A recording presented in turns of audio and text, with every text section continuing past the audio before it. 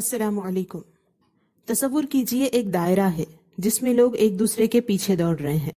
سب اپنی طاقت کے حساب سے ایک کے پیچھے ایک سے بڑھ کر ایک رفتار میں دوڑ رہے ہیں۔ کافی لمبے عرصے سے یہ دوڑ لگی ہوئی ہے۔ ان میں سے ایک نے سوچا کہ میں دیکھوں تو صحیح کہ یہ کیسی دوڑ ہے۔ وہ اس دوڑ سے باہر نکلا۔ نکلنے کے بعد اسے نظر آیا کہ یہ تو گول دائرہ تھا جس پر میں دوڑ رہا تھا۔ اس طرح تو کبھی میری دوڑ ختم نہیں ہوتی۔ یہ سوچ کر اس نے چین کی سانس لی اور سوچ سمجھ کر ایسے راستے پر چلنا شروع کیا جو بالکل سیدھا ہے، جس راستے کی ایک منزل بھی ہے اور منزل پر بے شمار انعامات بھی ہیں۔ ادھر گول دائرے میں دوڑنے والے لوگ اس باہر والے شخص کو دیکھ کر اس بات پر افسوس کر رہے ہیں کہ بیچارہ آگے بڑھنے سے رہ گیا اور یہاں سے چلا گیا۔ آپ کو کیا لگتا ہے کہ گول دائرے میں دوڑنے والے صحیح کام کر رہے ہیں یا اس سے نکل کر سیدھے راستے پر چلنے والے؟ انصاف کے ساتھ غور کیا جائے تو اس لحاظ سے اپنے اطراف آپ کو دو طرح کے انسان نظر آئیں گے۔ ایک تو وہ جو انجام کی فکر کر کے اپنی زندگی کے فیصلے خود لیتے ہیں، یہ تھوڑے ہیں، اور دوسرے وہ ہیں جن کو انجام کی کچھ خاص فکر نہیں، وہ تو بس اپنے کام یہ دیکھ کر کرتے ہیں کہ لوگ کیا کر رہے ہیں، آج کل کیا چل رہا ہے۔ لوگ جو بھی کرتے ہیں وہ بھی وہی کرتے ہیں، جبکہ دیکھا جائے تو لوگ بھی وہی کام کر رہے ہوتے ہیں جو دوسرے لوگ کرتے ہیں، پھر دوسرے لوگ وہ کرتے ہیں جو اور لوگ کرتے ہیں، پھر اور لوگ وہ کرتے ہیں جو ان کے علاوہ لوگ کرتے ہیں۔ اس طرح یہ سارے کے سارے لوگ ایک دوسرے کی دیکھا دیکھی کام کر رہے ہوتے ہیں۔ یہ سارے لوگ ایک دائرے میں گھوم رہے ہیں۔ ایسے لوگ بہت زیادہ تعداد میں ہیں۔ یہ نہیں سوچتے کہ ایک دوسرے کی دیکھا دیکھی آخر وہ کس راستے پر چل رہے ہیں، کس کے فیصلوں پر چل رہے ہیں۔ اصل میں یہ سب ریڈی میڈ فیصلوں پر چل رہے ہوتے ہیں۔ یہاں پر ایک مزید تعجب کی بات یہ دیکھی گئی ہے کہ دیکھا دیکھی زندگی جینے کے باوجود ان میں سے بعض لوگوں کو ایسا لگتا ہے کہ وہ اپنی مرضی کے مطابق جی رہے ہیں۔ آئیے آج ہم اپنے بارے میں غور کر لیں کہ ہم کن لوگوں میں شامل ہیں۔ ہم اپنی پوزیشن کو اس سوال کے جواب میں سمجھ سکتے ہیں کہ ہم کس بنیاد پر فیصلے کرتے ہیں۔ کسی چیز کو ہم اپناتے ہیں تو کس بنیاد پر، اور کسی کو چھوڑتے ہیں تو کس بنیاد پر۔ اس کو اور آسان کر کے سمجھنا چاہیں تو کسی دن اکیلے میں بیٹھ کر اپنے کسی فیصلے پر سوال کریں کہ میں نے ایسا کیوں کیا۔ شروع میں جو جواب سامنے آتے ہیں وہ خود کو وقتیہ طور پر تسلی دینے یا پھر بات کو ختم کرنے کے لیے ہوتے ہیں۔ اس لیے جو بھی جواب آئے اس پر پھر سے سوال کریں کہ ایسا میں نے کیوں کیا۔ اس طرح ہر اس جواب پر سوال کریں جو وقتیہ تھے۔ یہ کام اس وقت تک کریں جب تک ایک ایسا جواب نہ مل جائے کہ اس کے بعد کسی اور جواب کی گنجائش نہ ہو۔ وہ اس کام کی اصل وجہ ہوگی۔ اتنا کرنے تک یہ بات سمجھ آ چکی ہوگی کہ ہم اپنی زندگی کے فیصلے خود کرتے ہیں یا دوسروں کی دیکھا دیکھی۔ اگر آپ یہ محسوس کریں کہ آپ بھی اپنے بارے میں لوگوں کی دیکھا دیکھی کام کرتے ہیں، یہ سوچتے ہیں کہ سب ایسے ہی کرتے ہیں اس لیے مجھے بھی ایسے ہی کرنا چاہیے، آج کل یہی چل رہا ہے، یا یہ سوچتے ہیں کہ ایسا نہیں کروں گی تو لوگ کیا کہیں گے، یا یہ سمجھ کر لوگوں کے حساب سے چلتے ہیں کہ زیادہ تر لوگ یہی کرتے ہیں تو صحیح ہی کرتے ہوں گے، تو پھر یقین جانیے کہ چند باتیں آپ کو پتہ نہیں جن کا علم ہونا بے حد ضروری ہے اور ان کو یاد رکھنا بھی ضروری ہے۔ سب سے پہلی بات تو یہ کہ ہر مسلمان کو معلوم ہونا چاہیے کہ دنیا بھر میں زیادہ لوگ غلطی پر ہیں۔ قرآن مجید میں کئی ایک جگہ بتایا گیا ہے اکثرهم لا یعقلون، ان میں سے اکثر نہیں سمجھتے، واکثرهم للحق کارہون، اور ان میں سے اکثر لوگ حق کو پسند نہیں کرتے، ان میں سے اکثر ناشکرے ہیں۔ اس طرح قرآن مجید میں کئی ایک جگہ ذکر ہوا ہے۔ اس کی وجہ یہ ہے کہ شیطان نے اکثر کو گمراہ کر دیا ہے۔ شیطانی نظام کو ہاتھوں ہاتھ لوگوں نے قبول کیا ہے، جس کا یہ نتیجہ ہے۔ گندگی اور گمراہی کو بڑھانے کا ایک بہت بڑا شیطانی طریقہ یہی رہا ہے کہ وہ زیادہ لوگوں کو دکھا دکھا کر نادانوں کو اپنی طرف کھینچتا گیا، اور ہر وہ انسان جس نے اللہ کی کتاب نہیں پڑھی، نہ کسی طرح علم دین سے جڑا رہا، وہ یہ سمجھتا گیا کہ اتنے سارے لوگ یہ کام کر رہے ہیں تو کام صحیح ہی ہوگا۔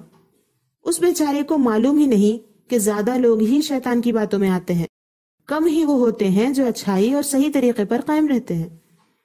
دوسری بات یہ کہ زیادہ لوگوں کے پیچھے جانا کوئی عقل مندی کی بات نہیں۔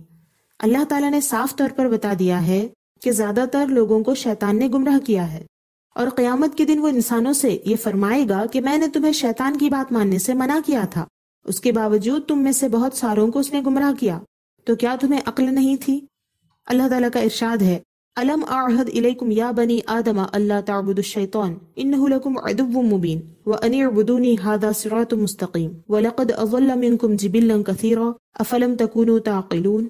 اے اولاد آدم، کیا میں نے تم سے عہد نہیں لیا تھا کہ شیطان کو نہ پوجنا، بے شک وہ تمہارا کھلا دشمن ہے، اور میری بندگی کرنا یہ سیدھا راستہ ہے، اور بے شک اس نے تم میں سے بہتوں کو بہکا دیا، تو کیا تمہیں عقل نہ تھی؟ سورہ یاسین آیت نمبر 60، 61 اور 62۔ معلوم ہوا کہ زیادہ لوگوں کے پیچھے جانا کوئی عقل مندی کا کام نہیں ہے، صحیح لوگوں کے پیچھے چلنا عقل مندی کا کام ہے۔ صحیح اور غلط کی تمیز کیے بغیر، اللہ کے حکم کو سمجھے بغیر، صرف لوگوں کی بھیڑ دیکھ کر امپریس ہو جانا بے وقوفی اور بزدلی کی علامت ہے، کیونکہ بزدل لوگ سب سے الگ ہو کر صحیح راستے پر چلنے سے ڈرتے ہیں، اور خود کو یہ شیطانی تسلی دیتے ہیں کہ اتنے سارے لوگ یہ کام کر رہے ہیں تو جو ہوگا وہ سب کے ساتھ ہوگا، جو ہوگا دیکھا جائے گا۔ شاید وہ یہ سمجھتے ہیں کہ اللہ کو اپنی میجورٹی دکھا کر سزا سے بچ جائیں گے، اس لیے وہ اللہ کے وعدوں سے منہ موڑ کر اکثر لوگوں کے پیچھے چلتے ہیں۔ انہیں یہ بات یاد رکھنی چاہیے کہ شیطان سے لے کر قیامت تک کے ان سارے کے ساروں کو اللہ تعالیٰ ایک ساتھ مزہ چکھائے گا، یہ اللہ تعالیٰ پر کوئی دشوار کام نہیں ہے۔ تیسری بات، مسلمان کو معلوم ہونا چاہیے کہ اللہ تعالیٰ نے ایسے لوگوں کی دیکھا دیکھی کام کرنے سے صاف منع کیا ہے۔ وَإِن تُطِعْ أَكْثَرَ مَن فِي الْأَرْضِ يُضِلُّوكَ عَن سَبِيلِ اللَّهِ إِن يَتَّبِعُونَ إِلَّا الظَّنَّ وَإِنْ هُمْ إِلَّا يَخْرُصُونَ۔ اور اے سننے والے، زمین میں اکثر وہ ہیں کہ تو ان کے کہے پر چلے تو تجھے اللہ کی راہ سے وہ بہکا دیں، وہ صرف گمان کے پیچھے ہیں اور نری اٹکلیں یعنی فضول اندازے دوڑاتے ہیں۔ سورہ انعام آیت نمبر 116۔ اس آیت میں صاف فرما دیا گیا ہے کہ دنیا میں زیادہ تر لوگ ایسے ہی ہیں جو غلطی پر ہیں، جو خود غفلت میں جیتے ہیں اور خواہشوں پر چلتے ہیں۔ ایسے لوگوں کی دیکھا دیکھی کام کرنے سے سخت منع کیا گیا ہے۔ مسلمان اگر یہ سوچتے ہیں کہ ان کے برابر، ان کے جیسے ہی ہمیں رہنا ضروری ہے ورنہ ہم سوسائٹی سے کٹ جائیں گے، تو یہ اللہ کے حکم کے بالکل خلاف کام ہوگا جس کا برا انجام بھگتنا پڑے گا۔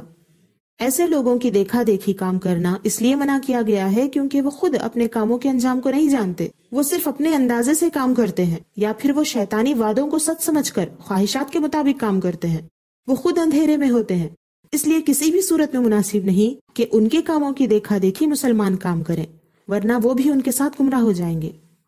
چوتھی بات یہ ہے کہ جو لوگ گمراہ لوگوں کی نقل پٹی میں زندگی گزارتے ہیں اور کہتے ہیں کہ سب ایسا ہی کرتے ہیں تو ہم اکیلے الگ کیسے کر سکتے ہیں، یا یہ کہتے ہیں کہ اکثر لوگ ایسا ہی کرتے ہیں تو مجبوراً ہمیں بھی یہی کرنا پڑتا ہے، تو انہیں یاد رکھنا چاہیے کہ اللہ تعالیٰ سب کے دلوں کا راز جانتا ہے۔ اکثر کا رونا رونے والوں کی دل کی حالت اللہ نے بیان فرما دی ہے کہ اصل بات یہ ہے کہ ان کے دل بھی اسی غلیظ کام کو پسند کرتے ہیں جو اکثر لوگ کر رہے ہوتے ہیں۔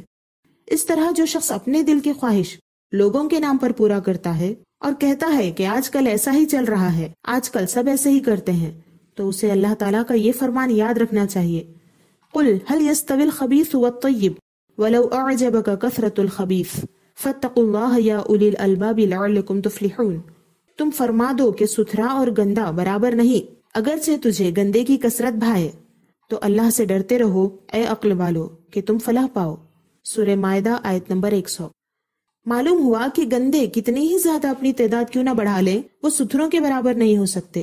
ایک بندہ بھی اپنے اعمال کو ستھرا رکھ پائے تو وہ ساری دنیا کے گندوں سے بہتر ہی ہے۔ جو اللہ سے ڈرتا ہے اور دل سے ستھرے کاموں کو پسند کرتا ہے وہ خود کو ستھرا رکھنے میں ضرور کامیاب ہوتا ہے۔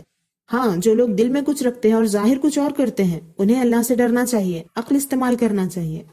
پانچویں بات یہ ہے کہ جو لوگ اللہ کے وعدوں کو نہیں جانتے کہ کس عمل پر اللہ نے کیا وعدہ فرمایا ہے، کس نیکی پر کتنا ثواب ہے اور کس گناہ پر کتنا عذاب ہے، یا پھر وہ جانتے تو ہیں لیکن اس کے وعدوں کے پورا ہونے میں شک کرتے ہیں، ایسے ہی لوگ صرف ظاہری دنیا سے مطلب رکھتے ہیں اور آخرت سے غافل ہیں۔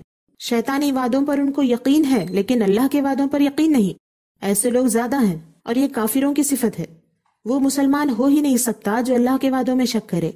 لہٰذا مسلمان کو غور کرنا چاہیے کہ ان کا اللہ کے وعدوں پر یقین ہے یا نہیں، ہے تو پھر آخرت کی فکر کیوں نہیں، اور آخرت کی فکر نہیں تو مسلمان ہونے کا دعویٰ کیوں ہے؟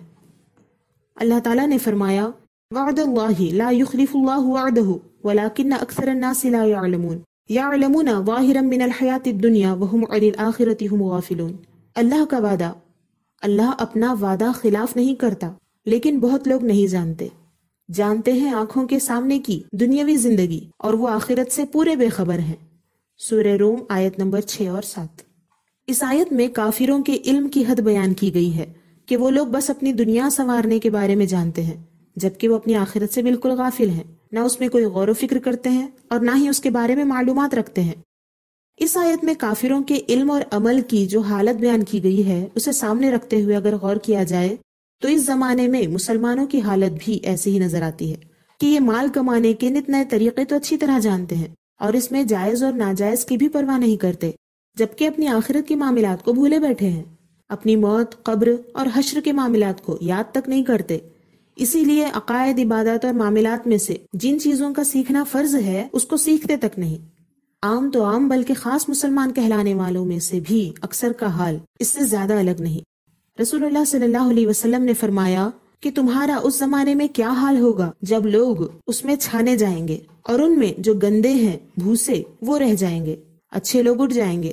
ان کے وعدوں میں وعدہ خلافی ہوگی اور ان کی امانتوں میں خیانتیں ہوں گی اور اختلاف کریں گے، اور آپ صلی اللہ علیہ وسلم نے اپنی انگلیوں کو ایک دوسرے میں ملا دیا کہ اس طرح آپس میں اختلاف کریں گے۔ صحابہ کرام رضی اللہ عنہم نے عرض کیا، یا رسول اللہ صلی اللہ علیہ وسلم، ہم کیسے رہیں اس وقت؟ فرمایا کہ جس کو تم اچھا سمجھتے ہو اسے پکڑے رہو اور جسے برا سمجھتے ہو اسے چھوڑ دو۔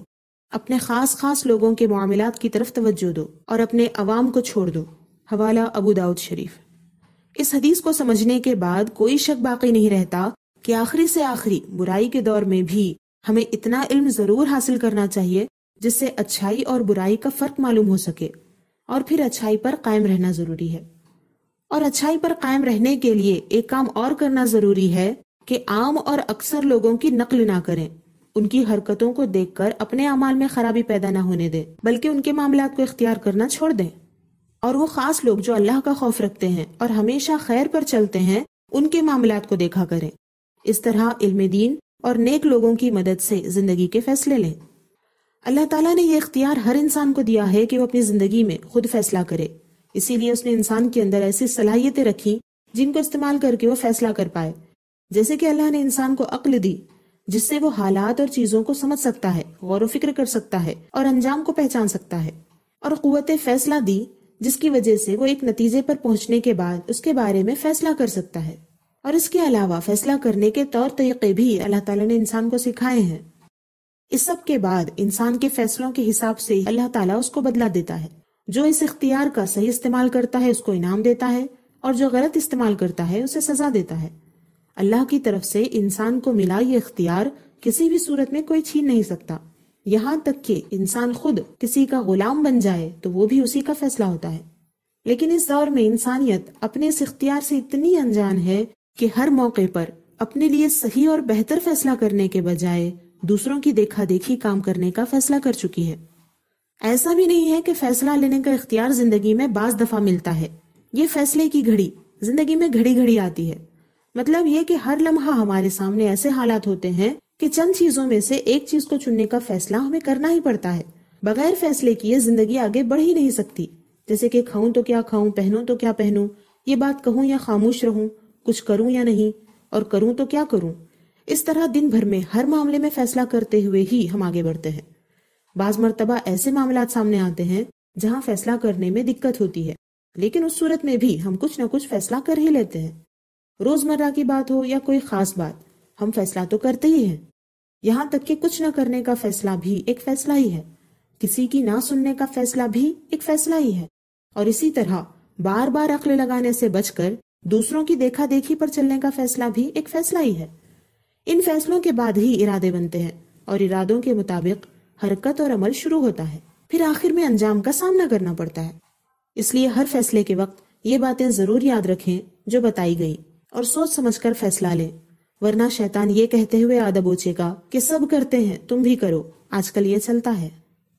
پچھلی ویڈیو میں یہ مشورہ ملا تھا کہ چھوٹی ویڈیو بنائی جائے۔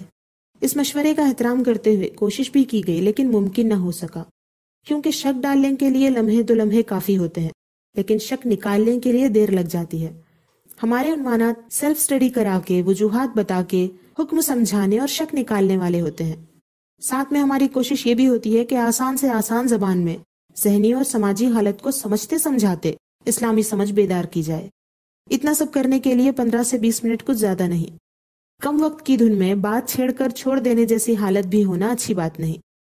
رہی یہ بات کہ چھوٹی کلپ ہوگی تو زیادہ لوگ سنیں گے، یہ یقینی بھی نہیں ہے۔ ایسا ہوتا تو 2-3 گھنٹے کی فلمیں کبھی نہیں دیکھی جاتی۔ اصل میں لوگ اپنی خواہش کے مطابق چیزیں دیکھتے اور سنتے ہیں، اور ہمارا کام عام نفس پرست اور زیادہ سے زیادہ لوگوں کے لیے نہیں ہے، بلکہ ان خاص لوگوں کے لیے ہے جو حق کی تلاش میں ہیں۔ پھر بھی بہرحال کوشش کی جائے گی کہ وقت ضائع نہ کیا جائے، جتنا ہو سکے مختصر میں فائدہ مند بات کی جائے۔ اپنے اور اپنے پیاروں کا خیال رکھیں، اللہ کے ہو کر رہیں۔ اللہ حافظ۔